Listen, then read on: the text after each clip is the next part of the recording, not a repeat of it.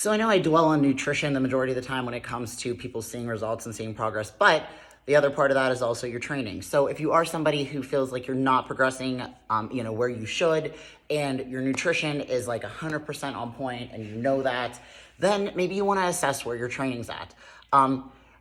Two big problems that I see as to why people don't progress with their lifting and why they're not seeing changes to their body.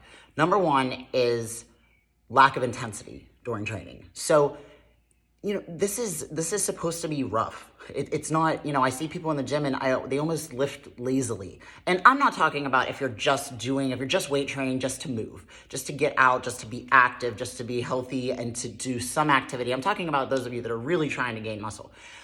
If you're not lifting intense, you're probably not causing any sort of breakdown in your muscle tissue that's going to rebuild and grow.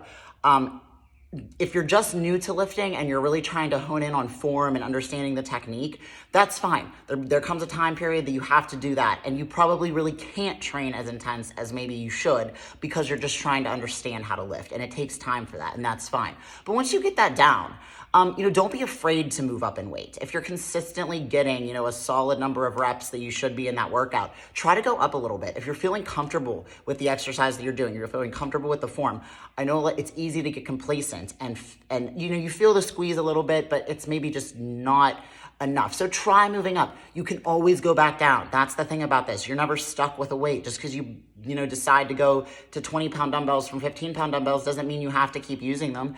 Go up and wait a little bit, and if it doesn't work out and you don't feel comfortable with it, then go back down. But at least you can see sometimes I have clients that will think that I'll tell them to do a weight and they're like, oh, I can't do that. And then all of a sudden they bang out 15 reps like it's nothing.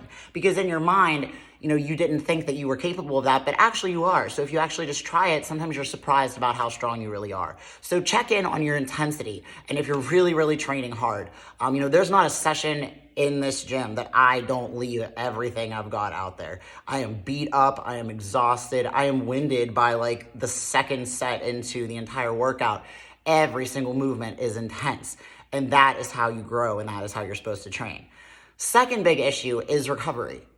So on the other end of that, training too much, spending 3 hours in the gym, doing 12 different exercises for every muscle group, not taking any rest days ever at all. That comes into play too. You could be building this amazing physique and just destroy it by being completely catabolic. There's a very fine line between what's like really, really good and then it drops real quick, where all you're doing is breaking into muscle tissue. So if you're struggling and your nutrition is like right where it needs to be and you're really good with that, then you need to maybe hone in and think about if your training is intense enough, and also if you're taking enough recovery and giving your body enough time to rest so that it can grow and change.